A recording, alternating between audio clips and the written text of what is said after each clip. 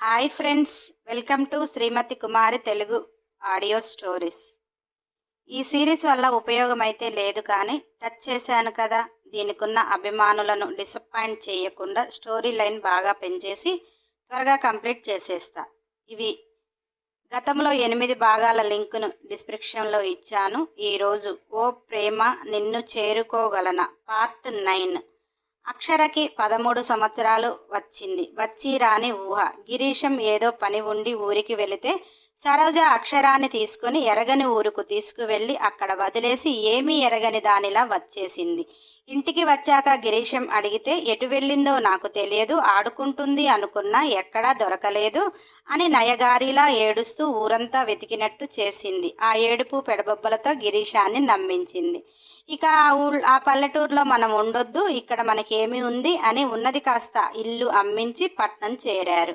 అక్షరాన్ని ఊరు కాని ఊరిలో వదిలేస్తే ఆమె తండ్రి పేరు ఊరు పేరు ఎంత చెప్పినా కానీ, ఎవరిని అడిగినా కానీ అసలు ఆ ఊరు ఎక్కడ ఉన్నదో కూడా చెప్పలేని ఊరిలో వదిలేసింది. అక్షర కూడా ఎక్కువ డీటెయిల్స్ చెప్పలేకపోతుంది. భార్య చనిపోయి వేదనలో ఉన్న రామయ్యకు అక్షర కనపడింది. మా ఊరు పలానా తాత, నన్ను మా ఊరు తీసుకెళ్ళవా? మా పిన్ని ఇలా తీసుకువచ్చి నాకు కనిపించకుండా వెళ్ళింది, ఆమె నన్ను తీసుకుని వెళ్ళలేదు అని బాధగా చెప్తే రామయ్య, పిచ్చి తల్లి, నీ పిన తల్లి నిన్ను వదిలించుకుంది, ఎక్కడికని వెళ్తావు? వెళ్ళినంత మాత్రాన నిన్ను ఆమె తీసుకుంటుందా? వద్దనే నిన్ను వదిలేసుకుంది, ఇక నిన్ను ఆమె ఎలా చేరదీస్తుంది తల్లి? బంగారు బొమ్మలా ఉన్నావు, భగవంతుడు నీకెన్ని కష్టాలు పెట్టాడు తల్లి అని రామయ్య ఆ క్షణం అక్షరాన్ని చేరదీశాడు. అలా ఆ ఊరిలో రామయ్య అక్షర మనవరాలుగా ఉంటుంటే ఊరంతా నీకు పిల్లలే లేరు, మనవరాలు ఎక్కడి నుంచి అని అందరూ వెటకారం ఆడుతుంటే, ఇలా ఈ ఊర్లో ఉంటే ఇలా చేస్తారు అని రామయ్య అక్షరాన్ని తీసుకుని పట్నం బయలుదేరాడు. రామయ్య వయసు పైబడినందున అతను ఊళ్ళో ఏ పని చెయ్యలేను అనేసి ఏదైనా వాచ్మెన్గా చేద్దాము అని అతను వచ్చిన ఊరి పెద్ద అండతో అక్కడ ఒక ఎస్టేట్ వాచ్మెన్గా ఉండటానికి కుదిరాడు. 100 ఎకరాలు, ఒక్కటే బిట్టుతో, చుట్టూ కాంపౌండ్ వాల్తో చిన్న గెస్ట్ హౌస్, వాచ్మెన్ ఉండేందుకు దూరంగా ఒక గది. ఆ ఎస్టేట్కి ఓనర్స్ ఎప్పుడన్నా వచ్చి పోవటానికి గెస్ట్ హౌస్ ఎప్పుడు నీట్గా ఉంచి దాన్ని కాపలా ఉండటానికి రామయ్యని అందులో ఉంచారు. రామయ్య కూడా ఈ వయసులో ఊళ్ళో ఎక్కడ పని చేయలేను అని ఆ ఎస్టేట్లో ఉన్నాడు. అక్షర చదువుకు దూరం కావటం జరిగింది. అక్షర చదువుకోవాలి అంటే రామయ్య కష్టం చెయ్యాలి. ఈ వయసులో ఆయనకు భార్య పోయిన వేదనలో ఓపిక కూడా లేక అలా ఆ ఎస్టేట్లో జీవితం సాగిస్తున్నారు. వారానికి ఒక మారు సిటీకి వెళ్ళి వారికి కావలసిన సరుకులు తెచ్చుకోవటం, ఆ ఎస్టేట్లోనే అన్నీ పండించుకోవటం, దాన్ని శుభ్రంగా ఉంచటం, ఎస్టేట్ ఓనర్ వచ్చిపోయినప్పుడు ఏదైనా ఇస్తే అవి జాగ్రత్తగా దాచుకొని తినటం, అలా వారికి అలవాటైపోయింది. అక్షర రామయ్య బయటి ప్రపంచం చూడకుండా 11 సంవత్సరాలు ఆ ఎస్టేట్లోనే జీవితం సాగించారు. అక్షరకి ఆ ఎస్టేట్ వాతావరణం గుర్తుకు రాగానే ఉలిక్కిపాటుగా లేచి కూర్చుంది. ఆమెకు కూడా దిగ చెమటలు. ఆ ఎస్టేట్లో ఎన్నో జరిగాయి. భయము, బాధ, వేదన అన్నీ అక్షరకు చుట్టుముట్టి చెమటలు తుడుచుకొని కన్నయ్య ఎదురుగా కూర్చొని అక్షర మనస్ఫూర్తిగా, ఇక నాకు భరించే ఓపిక లేదు తండ్రి, చదువు సంధ్య లేకుండా ఒక అడవిలో బ్రతికిన నేనంటూ ఒక మనిషిని ఉన్నాను అని సమాజంలోనికి తెలియని నా చెంతకు నా కన్నయ్యని నువ్వు ఎలా చేర్చావు? నీ లీలలేంటో తండ్రి, నాకెప్పుడూ లేనిది, నా కన్నయ్యతో బ్రతకాలని ఆశగా ఉంది. నా బిడ్డకు తండ్రిని దూరం చేసే హక్కు నాకెక్కడిది? కానీ ఇది నీ బిడ్డ అని నేను ఎలా చెప్పేది? నేను నీ భార్యని అని ఎలా చెప్పేది? అంతా భారం నీదే తండ్రి, నేనిక మోయలేను. నా చుట్టూ నన్ను అంతం చెయ్యటానికి చూసేవారే కనపడుతున్నారు. ఒంటరిగా ప్రాణం పోయినా బాగుండు, కానీ నా కడుపులో ఒక ప్రాణం పోశావు. వాడి ప్రాణాలు తీసే హక్కు నాకు లేదు. నా కన్నయ్య ప్రతిరూపాన్ని గొప్పగా పెంచాలి కదా. ఈ రాక్షసుల మధ్య నేను నెగ్గగలుగుతానా? ఎటూ తోచక కాసిన్ని మంచినీళ్లు తాగి మరలా పడుకుంది. అలా ఇద్దరికీ ఆ రాత్రి గతం తాలూకు జ్ఞాపకాలు గుర్తు చేసుకుని ఎవరికి వారు ఉదయం లేచారు. ఆ రోజు ఇంట్లో పెళ్లి. అంతా పెళ్లి పనులలో హడావుడిలో ఉన్నారు. కళ్యాణ మండపంలో పెళ్లి అయినా కానీ ఒక ఇంట్లో అబ్బాయి అమ్మాయి కనుక నీలవేణికి ఊపిరి ఆడటమే లేదు. సాయంత్రం 7 గంటల పెళ్లి. అమిత్ పెళ్లి పనులన్నీ చక్కబెట్టి తన రూముకి వెళుతుండగా ఆద్య సుభద్రతో గొడవ చేస్తుంది. అమిత్ వెళ్ళేవాడల్లా ఆ గొడవ వింటున్నాడు. ఆద్య సుభద్రతో నాకు భావనిచ్చి పెళ్లి చేస్తారా లేదా, నువ్వెందుకు అడగట్లేదని గట్టిగా అరుస్తుంది. సుభద్ర ముందే చెప్పాడుగా అక్షరాన్ని పెళ్లి చేసుకుంటా అని, చిన్నప్పుడే తాళి కట్టాడట. ఇక నిన్నెందుకు చేసుకుంటాడు? అయినా అది మాత్రం ఎవరు? నీ పెద్దమ్మ కూతురే కదా అని సుభద్ర గట్టిగా అన్నది. ఆద్య, ఓ పిచ్చి తల్లి, నీకు అసలు ఎలా చెప్పాలి? బావ పెద్దమ్మ కూతురుతో పెళ్లి కావాలని చిన్నప్పుడే చేసుకున్నాడు అని ఆమెను మనసారా ప్రేమిస్తున్నాను అని అంటున్నాడు కదా. ఇంట్లో పని మనిషితో సరసాలు ఆడుతున్నాడు. పని మనిషిని చూస్తుంటే బావ ముఖంలో 1000 కాంతులు వెలుగుతున్నాయి. అది గమనించావా ఒక్కరోజైనా? మీ అందరికీ పిచ్చి పట్టింది. నన్ను కాదని, పెద్దమ్మ బిడ్డని కాదని పనిదాని వెంట వెళుతున్నాడు. ఇలాగే తిరగనిస్తే ఇంటి పరువు రచ్చకెక్కి పనిది రేపు ఇంటి మహారాణి అయింది అని ఆద్య మొత్తుకుంటుంటే, సుభద్ర, పనమ్మాయితో అమిత్ అలా అసలే ఉండడు. అయినా ఆ అమ్మాయి కడుపుతో ఉంది. నీకు ఫస్ట్ నుంచి అమ్మాయి అంటే అసలే గిట్టదు. ఎందుకు అని గద్దించింది ఆద్య. అయితే సరే, పెద్దమ్మ కూతుర్ని చేసుకుంటే సరే సరే, లేదనుకో నన్ను కట్టుకోమని గట్టిగా అడుగుతావు కదా అని అడిగింది సుభద్ర. మీ పెద్దమ్మ కూతుర్ని చేసుకోకపోతే నిన్ను చేసుకోవాలి, అంతేగాని ఎవరినో చేసుకుంటా అంటే నా మేనల్లుండి బయటికి ఎలా పంపిస్తా అని ఆద్యకి మాట ఇచ్చింది. అమిత్ మెల్లగా అక్కడి నుంచి అడుగులో అడుగు వేసుకుంటూ ఆలోచిస్తూ వెళ్తున్నాడు. ఆద్య తనను చేసుకోవాలని గోల చేస్తుంది. నేను అవనిని చేసుకోకపోతే ఆద్యని చేసుకోవాలి, అక్షరనైతే చేసుకోనియ్యరు. అక్షర పలానా అని చెప్పే అంత కూడా లేదు. ఎలా ఇప్పుడు అని ఆలోచిస్తూ తన గదికి వెళ్లే ముందు మరలా అవని గదిలో మాటలు వినిపిస్తుంటే అక్కడ ఆగాడు. సరోజ గిరీశంతో గొడవ పడుతుంది. నువ్వు అమిత్కి ఎందుకు చెప్పలేదు? ముహూర్తాలు లేవని వారు అబద్ధాలు ఆడుతున్నారు. ముహూర్తాలు ఉన్నవి, నేను వేరే పంతులు గారిని అడిగాను అని సరోజ అంటుంటే, గిరీశం, నువ్వు అవని అమిత్ చూపించావేమో, వారికున్నాయేమో, మరి అక్షర అమిత్కి లేవేమో, అందుకే ఆగారేమో. ఆ మాత్రం దానికి అలా గొడవ చేస్తే ఎలా అని గిరీశం సరోజాని గద్దిస్తున్నాడు. సరోజ, నేను 2 పేర్లతో చూపించా, 2 పేర్లతో కూడా ముహూర్తాలు ఉన్నాయి. కానీ ఇంట్లో ఏదో జరుగుతుంది. ఇలానే వదిలేస్తే అమిత్ మన ఇంటి అల్లుడు కాడు అని సరోజ అటు అవనిని ఇటు గిరీశాన్ని అరుస్తుంది. ఇన్ని నెలలు అయింది వలలో వేసుకోవే అంటే చేతకాని ముంగిలాగా ఉన్నావు అని అవనిని అరుస్తుంది. అవని, అదేంటమ్మా, అమిత్ గారి పెళ్లి చేసుకుంటా అని వచ్చిన వారిని వలలో వేసుకోవటం ఏంటి? అతనేగా పెళ్లి చేసుకుంటా అన్నాడు, మరి ముహూర్తాలు లేవని ఎందుకు అంటున్నాడు అని అవని అమాయకంగా అడిగింది. సరోజ నెత్తి నోరు మొత్తుకుంటూ, నువ్వు ఇలా ఉన్నావు, మీ నాన్న అలా ఉన్నాడు, ఏదో జరుగుతుంది. ఏదేమైనా ఇవాళ పెళ్లిలో సాయంత్రం కనీసం ఎంగేజ్మెంట్ అన్నా జరగాలి, లేదా చిన్ననాడే తాళి కట్టాడు ఏం కాదు అని మళ్ళీ కట్టించాలి. ఎలాగైనా మండపంలో కాస్త నోరెత్తండి అని గిరీశాన్ని గద్దించింది. సరోజ, మనం మౌనంగా ఉంటే దీనికి పెళ్లి కాదు, కాస్త సాయంత్రం మండపంలో నోరెత్తండి అని గోల చేయటం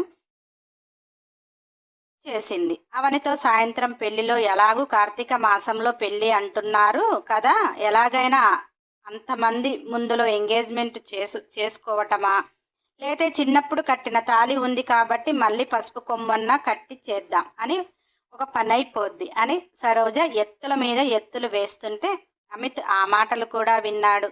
మౌనంగా తన గదిలోకి వెళ్ళి, నా అక్షరాన్ని నాకు కాకుండా చెయ్యటానికి ఇంతమంది నా ఎదురుగా కనపడుతుంటే అసలు ఏ అండా లేని నా అక్షర వీళ్ళందరినీ కాదని నన్ను చేరతాదా? అది జరిగే పనేనా? అమిత్ ఎంతగానో ఆలోచిస్తున్నాడు. అలా ఆ రోజు ఇంట్లో గౌరీ పూజలు అన్నీ అయిపోయాక అందరూ కళ్యాణ మండపానికి చేరారు. నీలవేణి అక్కడ ఏర్పాట్లు అన్ని అక్షరతో చేపిస్తుంది. అందరూ పనిపిల్లతో చేపించుకుంటుంది అనుకుంటున్నారు, కానీ నీలవేణి తన మేనకోడలు తన కోడలు అని చేపించుకుంటుంది. అలా వీణ అరుణ్ ఇద్దరు పెళ్లి అక్కడ అంగరంగ వైభవంగా జరుగుతుంది. అమిత్ ఏ భావము లేకుండా ముభావంగా పెళ్లిలో ఉన్నాడు. నీలవేణికి కొడుకు ఉదయం నుంచి ఎందుకు అలా ఉన్నాడో అర్థం కాలేదు. కనుక్కుందామనుకున్నా కానీ ఇటు కూతురు పెళ్లి హడావుడిలో ఒక కన్న తల్లి ఎలా ఉంటుందో అందరికీ తెలిసిన విషయమే. అరుణ్ వీణ మెడలో తాళి కట్టి తన భార్యను చేసుకున్నాడు. అరుణ్కి ఇప్పుడు మనసు ప్రశాంతంగా ఉంది. తన చెల్లి ఎప్పుడు చెడగొడుతుందో పెళ్ళినని, ఎక్కడ గోల చేస్తుందో అని చాలా భయపడుతూ ఉన్న అరుణ్కి ఇప్పుడు తన మరదలను వీణ, తన ప్రేమించిన అమ్మాయి ఇప్పుడు తన భార్య అయింది అని ఆనందపడ్డాడు. కానీ అరుణ్కి కూడా అక్కడ ఒక విషయం అర్థం కావటం లేదు. అమిత్ ఎందుకో ముభావంగా ఉన్నాడు. స్నేహితుడు ఎప్పుడు ఎలా ఉంటాడో, బావగా ఎప్పుడు ఎలా ఉంటాడో అతనికి తెలియనిది అయితే ఏమీ లేదు. పెళ్లి తంతు అంతా పూర్తయింది. వధువరులను అరుంధతి నక్షత్రం చూపించటానికి లేపే టైంలో సరోజ ఆనందరావుతోటి నీలవేణితోటి సరోజ దుఃఖాన్ని నటిస్తూ, అన్నయ్య గారు, ఒక ఆడపెళ్లి పిల్ల పెళ్ళి అంటే ఎలా ఉంటుందో మీకు తెలుసు. ఇప్పుడు వీణకి చేస్తున్నారు. వీణకి అవనికి ఒకటేసారి పెళ్ళి అని మనం అనుకున్నాము. వీణకు పెళ్ళయింది. మా అమ్మాయి పెళ్ళి ఎందుకు ఆపారు నాకైతే తెలియదు, కానీ చిన్నప్పుడే ఎలానో పెళ్లి చేసుకున్నాడు కనుక ఇప్పుడు కొత్తగా ముహూర్తాలు చూసి చేయవలసిందేముంది? ఆల్రెడీ తాళి కట్టినవాడు మరొకసారి తాళి కట్టడంలో తప్పు లేదు. మా బిడ్డ జీవితం ఆగమవుతుందేమోనని భయపడుతున్నాము అని సరోజ ఏడుపు నటిస్తుంటే, ఆనందరావు, ఇంకొక 3 నెలల్లో ఉంటాయి కదమ్మా ముహూర్తాలు, కార్తీక మాసంలో చేద్దాము అన్నాడు.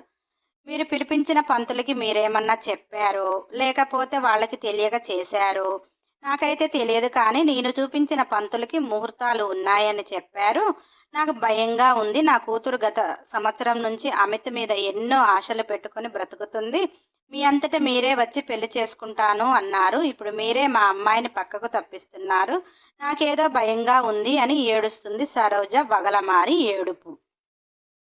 గిరీశం కూడా అనుకున్న సంబంధమే కదా బావా, మరి మేము కూడా బయట ముహూర్తాలు చూపించాము. వారిద్దరికి ముహూర్తాలు ఉన్నవి అని అన్నారు. మీరేదో దాస్తున్నారేమోనని మాకు భయంగా ఉంది అని గిరీశం అంటుంటే నీలవేణికి అర్థమైపోయింది. నీలవేణి అమిత్కెళ్ళి చూసి ఎలా కన్నా అన్నట్టు మాట్లాడితే అమిత్ కళ్ళార్పి నేను చూసుకుంటా అని సమాధానం చెప్పాడు. గిరీశం సరోజ ఇద్దరు ఆనందరావుని నీలవేణిని గట్టిగా అడుగుతుంటే పెళ్లి మండపంలో అందరూ వీరి గొడవను వింతగా చూస్తున్నారు.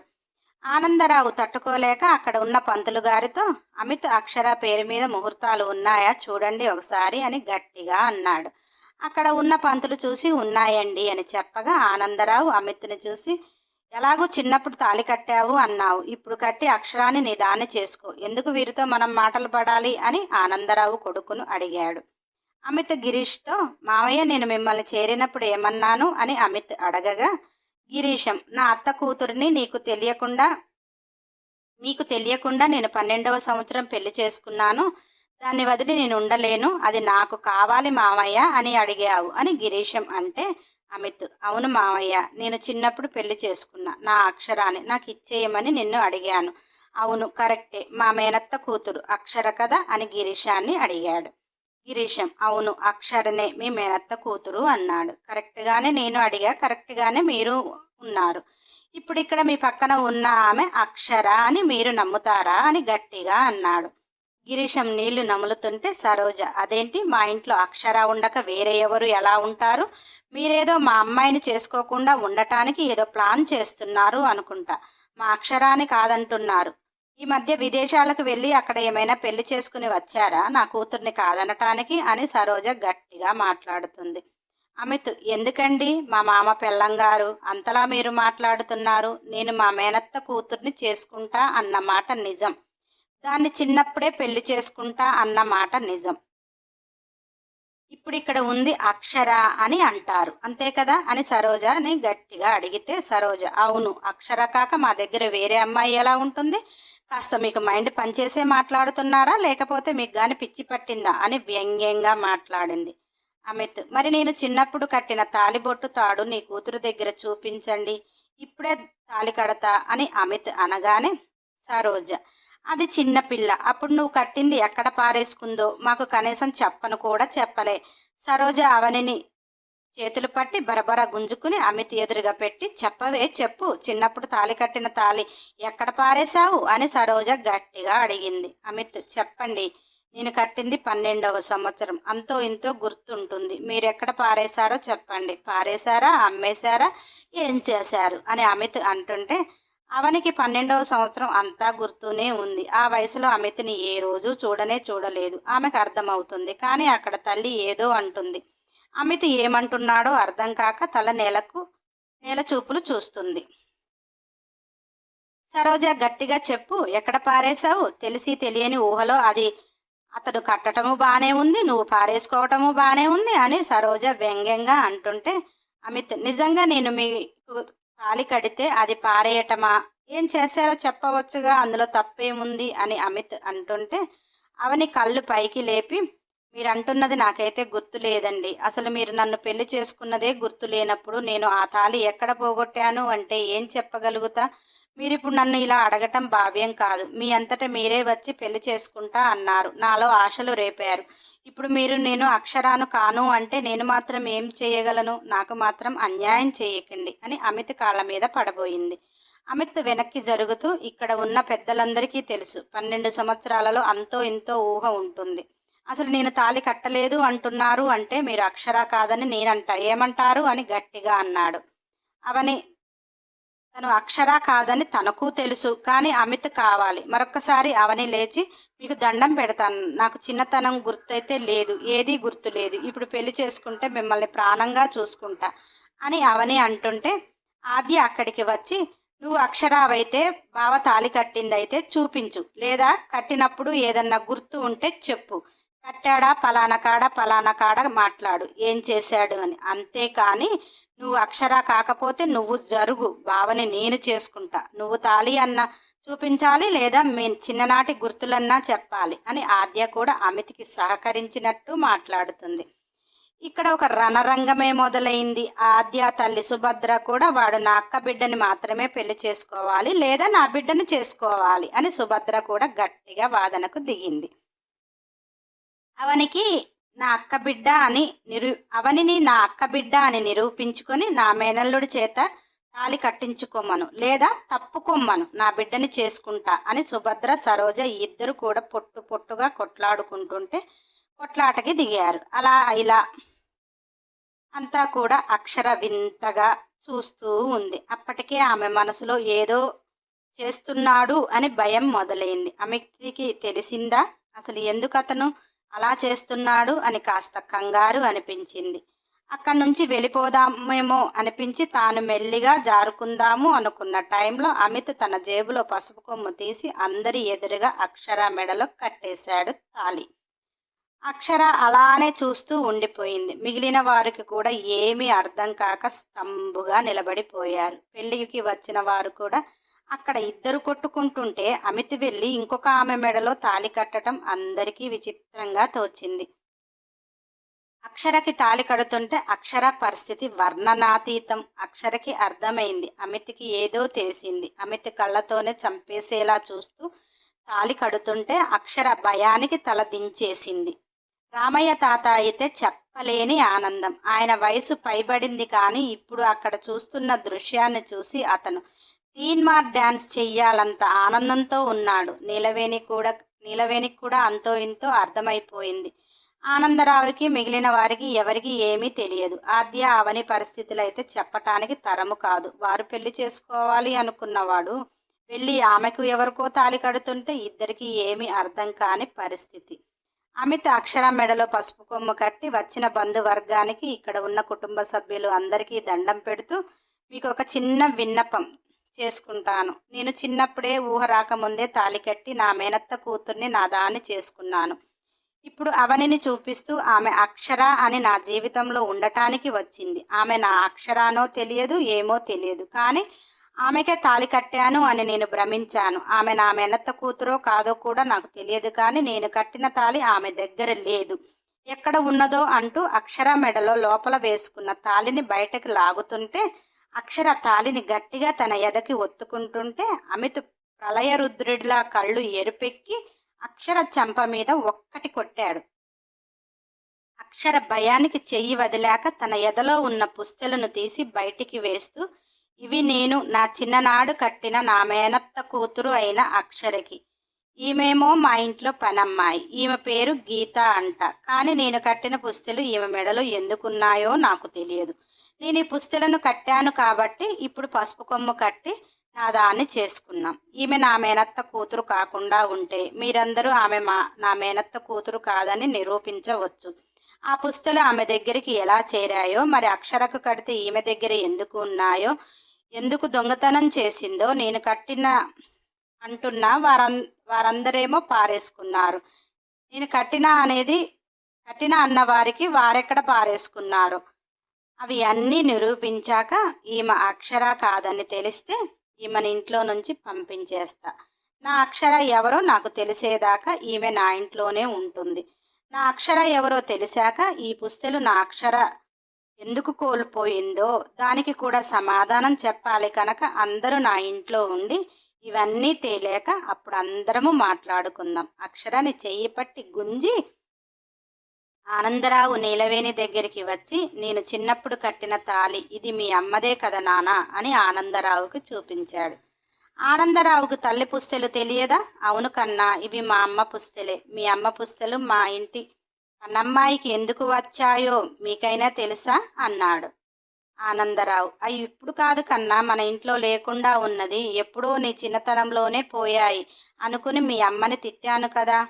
ఇప్పుడు మన ఇంట్లో పనమ్మాయి మెడలో అవి ఉండటానికి ఆస్కారం లేదు. ఇప్పుడైతే ఆమె దొంగిలించి వేసుకుంది అయితే కాదు అని ఆనందరావు అంటే, అమిత్ కదా, ఇవి నేను నా 14వ సంవత్సరం మన ఇంట్లో పలానా చోట ఉంటే తీసుకువెళ్ళి భారతత్త కూతురికి నేను కట్టాను. అక్షరకి కట్టాను.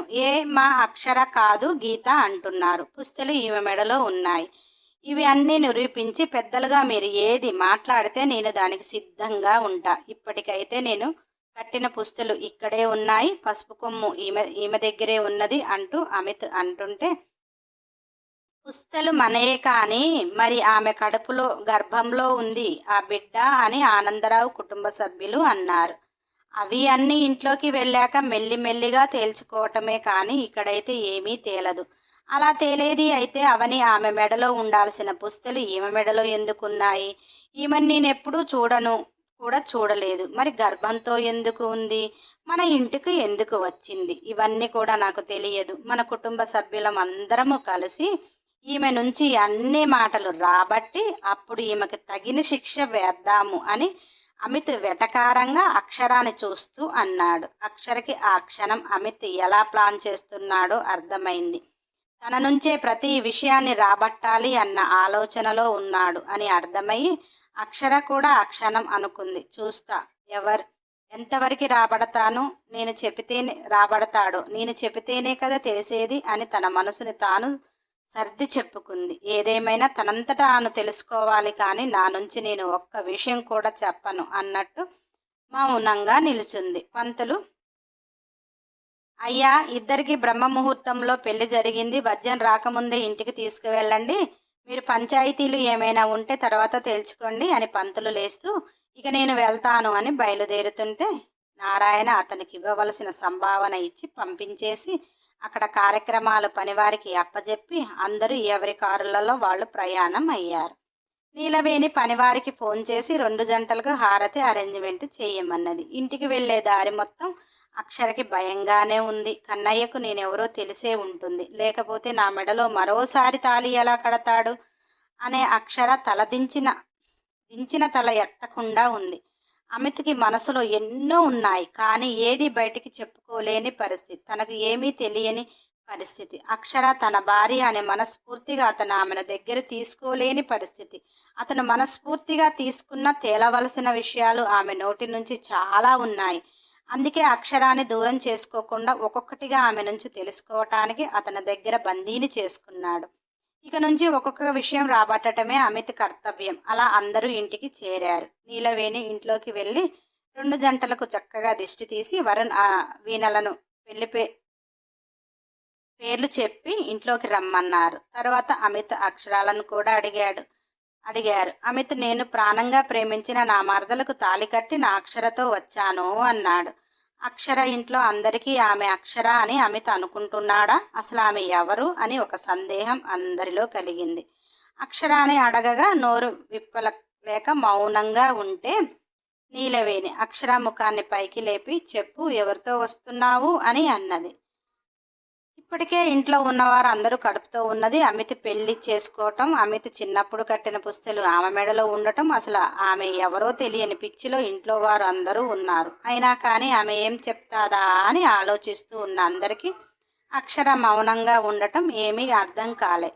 నీలవేణి అక్షరాన్ని ఒకటే అన్నది, నీ బంధాన్ని నువ్వు కాపాడుకుంటావో రాబందులకు అప్పజెప్పేస్తావో, ఇంతకంటే నీకు నేనేమి చెప్పలేను అని అక్షరకు మాత్రమే వినపడేలా నీలవేణి అన్నది.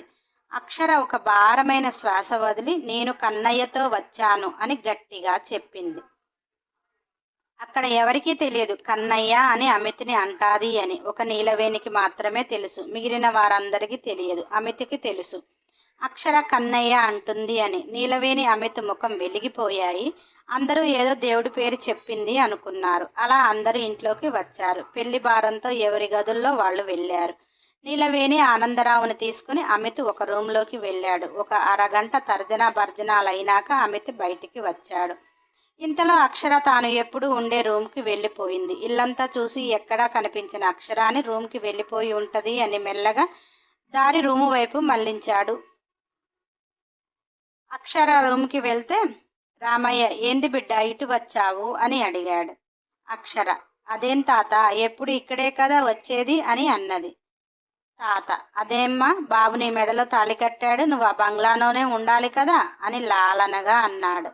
అక్షర ఇంతకు ముందు కూడా కట్టాడు తాత, ఇప్పుడు కట్టాడు. కొత్తగా కన్నయ్య నా మెడలో ఈరోజే కట్టలేదు కదా, 13 సంవత్సరాల క్రితం కట్టాడు, మళ్ళీ ఇప్పుడు కట్టాడు. ఇందులో నాకు కొత్తగా వింతగా ఏమీ అనిపించలేదు అని అక్షర రామయ్యతో అన్నది. కాసేపు రామయ్యతో మాట్లాడి నేను స్నానం చేస్తాను తాత అని చెప్పి తన బట్టలు సర్దుకుంటున్న టైంలో అమిత్ వచ్చాడు. అమిత్ని చూసిన అక్షరాకి ఏం మాట్లాడాలో అర్థం కాక తల నేలకు వేసింది. నెక్స్ట్ ఎపిసోడ్ కోసం సబ్స్క్రైబ్ చేసుకుని వారు ఉంటే చేసుకొని బెల్ ఐకాన్ టచ్ చేసి ఖచ్చితంగా ఒక లైక్ చేయండి, కంపల్సరీ కామెంట్ చేయండి, వీలైతే షేర్ చేయండి. మన ఛానల్లో కంప్లీట్ అయిపోయిన స్టోరీలు చాలా ఉన్నాయి, ప్లేలిస్ట్లో పెట్టాను, నాన్ స్టాప్గా వినండి.